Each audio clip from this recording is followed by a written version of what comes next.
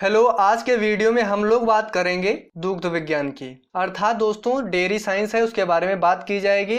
यहाँ पे दोस्तों चीज़ें समझिएगा। दूध होता है दो प्रकार का, एक तो एनिमल वाला होता है और एक नॉन एनिमल वाला होता है। देखो, आप सभी लोगों को एनिमल वाला बहुत अच्छे से पता होगा, आप डेली बेसिस पे आपके घरों में यूज़ होता होगा, खाए हो सभी लोग अच्छी तरीके से। जैसे दही, मक्खन, क्रीम, पनीर, घी, आइसक्रीम, खोआ, ये सारा कहाँ से आता है दोस्तों? ये हमारा दूध का ही तो प्रोडक्ट है। तो दूध दोस्तों एक मैजिक टाइप का है, ये मैजिक समझ लीजिए, ये मैजिक है एक प्रकार का, इससे बहुत सारी चीजें बनती हैं। अगर हम बात करें नॉन एनिमल दूध की, तो आपने मार्केट में देखा होगा कि सोया मिल्क आजकल बहुत ज्यादा दोस्तों लोग यूज करते हैं। उसके बाद में कोकोनट मिल्क भी देखे होंगे, आलमंड मिल्क देखा होगा, और एक राइस मिल्क भी आता है। ठीक है, तो मिल्क को हम दोस्तों, नॉन एनिमल वाला मिल्क होगा उसको भी दोस्तों दूध बोला जाएगा, और दोस्तों जो एनिमल का होता है, जो स्तनधारियों के थनों से निकाला जाता है, उसको तो दूध बोलते ही बोलते हैं। एक इंपॉर्टेंट बात और सुन लीजिए, दूध दोस्तों होता कौन सा है? जब जैसे ही पशु ब्यात ब्याता है, ठीक है, नवजात पशु को जन्म देता है, उसके 3 से 5 दिन के बाद में जब वो खीस फ्री मतलब कोलेस्ट्रम फ्री, जब उसमें कोलेस्ट्रम नहीं रह जाता है, उसके बाद में जो दूध निकलता है उसी को बोला जाता है दूध। ओके, आशा करता हूँ चीज समझ में आई होगी। तो स्टार्ट करते हैं बिना किसी देरी के ही। सबसे पहले हम बात करेंगे कोलेस्ट्रम अर्थात खीस की। अब देखो, यहाँ पे यूपी कैटेड, वीएचओ, आईसीआर, इन तीनों लोगों के लिए तो बहुत ज्यादा इंपॉर्टेंट है, लेकिन अगर जो लोग वीएचओ की तैयारी कर रहे हैं उनके लिए ये वरदान साबित होगा। तो स्टार्ट करते हैं बिना किसी देरी के ही। सबसे पहले हम बात करेंगे दूध की। तो आप एक बात तो समझ ही गए हैं कि दूध दोस्तों एनिमल का भी होता है और कैसा होता है, नॉन एनिमल का। ठीक है, अब अगर हम बात करें दूध में सबसे ज्यादा होता क्या, तो सबसे ज्यादा जल पाया जाता है, और उसके बाद में कुल ठोस। कुल ठोस में क्या क्या पाया जाएगा? बसा, ठीक है, या तो एसएनएफ सॉलिड नॉट फैट पाया जाएगा। देखो, जल सबसे ज्यादा होगा, लेकिन कुल ठोस से क्या क्या मिलेगा? या तो बसा सबसे ज्यादा होगा, या तो सॉलिड नॉट फैट ज्यादा पाया जाएगा। अभी मैंने यहाँ पे ये नहीं बताया कि दूध में जल कितने परसेंट होता है, कुल ठोस कितने परसेंट होता है। जब मैं अलग अलग पशु का दोस्तों दूध पढ़ाऊंगा, उसमें ये अलग अलग प्रकार की चीजें बताई जाएंगी, क्योंकि एक जैसा दूध सबका नहीं होता है। आप गाय और भैंस का ही देख लीजिए, तो अलग अलग प्रकार का दूध होता है। ठीक है, अभी के लिए आप सभी लोगों के लिए इंपॉर्टेंट यही है। उसके बाद में हम बात करें दूध में प्रोटीन की संरचना। देखो, होता क्या है, कुल प्रोटीन कितनी होती है हर एक चीज का? भाई कुल कितना होता है? 100 होता है। ऐसे ही अगर हम प्रोटीन की बात करें तो कितनी? 100% प्रोटीन होती है, 100%। ठीक है, उसमें मेजर कौन सी होती है? मुख्य होती है वो कैसीन नाम की जो प्रोटीन होती है, वो मेजर होती है दूध के अंदर, वो 80% पाई जाती है। मोस्ट इंपॉर्टेंट टिक लगा लीजिए। अगर हम मट्ठा की बात करें तो आप सभी लोग मट्ठा खूब खाए होंगे यार, दही के बाद में जो उससे निकाला जाता है वो मट्ठा ही होता है, उसमें 20% तक हमारी प्रोटीन पाई जाती है। ओके, नेक्स्ट बात करते हैं प्रति व्यक्ति उपलब्धता। अब देखिए यहाँ पे चीज समझिएगा, पर कैपिटा। देखो, जैसे इसका मतलब ये होता है कि प्रति व्यक्ति को कितनी उपलब्धता मिल रही है, दूध कितना मिल रहा है, अंडा कितना मिल रहा है। ठीक है, उसमें कौन सा स्टेट सबसे आगे है उसके बारे में बात करेंगे।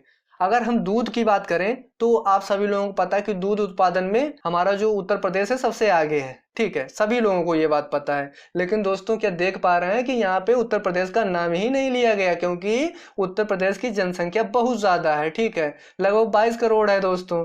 अब 22 करोड़ बताइए, जनसंख्या जहाँ पे होगी वहां पे दूध कैसे उपलब्ध हो पाएगा प्रति व्यक्ति को?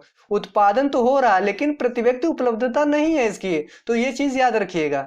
अब यहाँ पे सबसे ज्यादा अगर हम बात करें तो पंजाब सबसे आगे आता है, उसके बाद में हरियाणा, राजस्थान। प्रति व्यक्ति प्रति दोस्तों उपलब्धता है दूध की। ठीक है, अगर हम अंडे की बात करें तो अंडा उत्पादन में भी आंध्र प्रदेश सबसे आगे है, और दोस्तों प्रति व्यक्ति उपलब्धता में भी आंध्र प्रदेश सबसे ज्यादा है, उसके बाद में तमिलनाडु आता है। ओके, और पढ़ाई कर रहे हो दोस्तों, पढ़ाई करते रहना। ठीक है, नेक्स्ट बात करते हैं ऑपरेशन फ्लड परियोजना। मैंने ऑपरेशन फ्लड पे पूरा वीडियो एक सेपरेट बना रखा है, जिन लोगों ने नहीं देखा तो नीचे लिंक मिल जाएगी, पहले उस वीडियो को देखिए, तभी ये चीजें समझ में आएंगी। मैं यहाँ पे कुछ और नहीं बताने वाला हूँ, बस जो इंपॉर्टेंट चीजें हैं उन्हीं को मैंने यहाँ पे बताया है। देखो, ऑपरेशन फ्लड प्रथम चरण जब चला था, जुलाई में चला था। ठीक है, जुलाई में चला। कब चला था? 1970 से 81 तक चला। ठीक, इसमें क्या क्या चीजें हुई वो वीडियो में जाके देखिएगा, मैं यहाँ पे नहीं बताऊंगा, टाइम वेस्ट हो जाएगा। नेक्स्ट बात करते हैं ऑपरेशन फ्लड द्वितीय चरण की। द्वितीय चरण कब से चला? 1978 से 85 तक चला। ठीक है, फिर उसके बाद में चला ऑपरेशन फ्लड तृतीय चरण। ये कब से कब तक चला? ये 1987 से 94 ईस्वी तक चला। उसके बाद में दोस्तों इसकी कोई जरूरत ही नहीं पड़ी। 1997 में जो हमारे इंडिया थी वो दोस्तों दुग्ध उत्पादन में आगे निकल गई, फर्स्ट रैंक पे आ गई। तो इसका यार कोई ज़रूरत ही नहीं बची, जब दूध उत्पादन में आगे इंडिया निकल गई 1957 में, तो इसके बाद में ज़रूरत क्या ही बचेगी। तो ऑपरेशन फ्लड वहीं से ख़त्म कर दिया गया। इसके दोस्तों इन तीनों के जो मुख्य थे वो डॉक्टर वर्गीस कुरियन थे, उनके बारे में भी बहुत अच्छी तरीके से मैंने बताया है, उसके में भी वीडियो में देखिएगा जाके। ओके, अब आइए असली चीज दोस्तों, यहाँ पे समझिएगा खीस कोलोस्ट्रम क्या होता है। खीस होता क्या है पहले ये समझेंगे। खीस एक विशेष प्रकार का क्षरण होता है। क्षरण मतलब समझ पा रहे हो, जो स्तनधारियों के थनों से दूध निकाला जाता है उसको क्षरण बोला जाता है। जो वत्स जनन के तुरंत, वत्स मतलब कि जो नवजात पशु होगा उसके तुरंत जन्म होने के बाद आयन से प्राप्त होता है। मतलब समझ पा रहे होंगे 3 से 5 दिन के बाद में क्या निकलता है, वो दूध मिलेगा। लेकिन जैसे ही नवजात पशु जन्म लेता है उसके तुरंत बाद जो आयनों से निकाला जाता है उसको खीस बोला जाता है। तो खीस क्या होता है दोस्तों, जन्म के तुरंत के बाद में निकला हुआ जो पदार्थ होता है उसको खीस बोला जाता है। नेक्स्ट पॉइंट है, पशु के बच्चे को जन्म के बाद 3 दिन तक खीस पिलाना चाहिए। देखो खीस यहाँ पे समझिएगा खीस के बारे में। जैसे ही पशु जन्म मतलब देता है, ठीक है, उसके बाद में नवजात पशु को खीस क्यों पिलाना चाहिए, क्योंकि दोस्तों इसके अंदर रोग प्रतिरोधक क्षमता बहुत ज्यादा होती है। जैसे ही खीस नवजात पशु को पिलाया जाएगा उसके अंदर रोग प्रतिरोधक क्षमता आ जाएगी।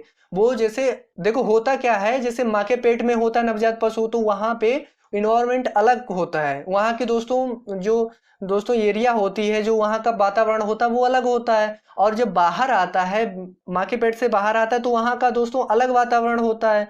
तो इसीलिए कि यहाँ पे भाई बहुत ज़्यादा पोल्यूशन है, ठीक है, बैक्टीरिया, वायरस, फंगस, पैथोजन ये सब यहाँ पे हैं।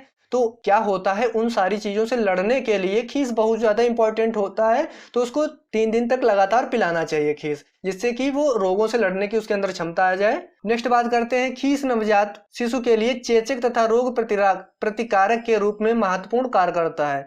देखो अब यहाँ पे समझिएगा, जैसे रोग चेचक हो गया, और भी एंटीबॉडीज होती हैं इसके अंदर, पशु के अंदर आ जाएंगी, जानवर के अंदर जो नवजात पशु होगा उसके अंदर आ जाएंगी, चाहे किसी प्रकार का रोग हो उससे लड़ने की क्षमता इसके अंदर आ जाएगी। बस इतना समझ लीजिए कि इसके अंदर एंटीबॉडीज पाई जाती हैं जो रोगों से लड़ने की क्षमता जानवर के अंदर ला देती हैं, जो हमारा नवजात पशु होता है। ठीक है, नेक्स्ट बात करते हैं, खीस में दूध की अपेक्षा 2 गुना अधिक कैसीन प्रोटीन पाई जाती है। देखो दूध, जैसे मान लो दूध ले लो, ठीक है, और खीस एक इधर ले लो, तो जो दोस्तों खीस होगा वो दूध की अपेक्षा 2 गुना अधिक इसमें होगी।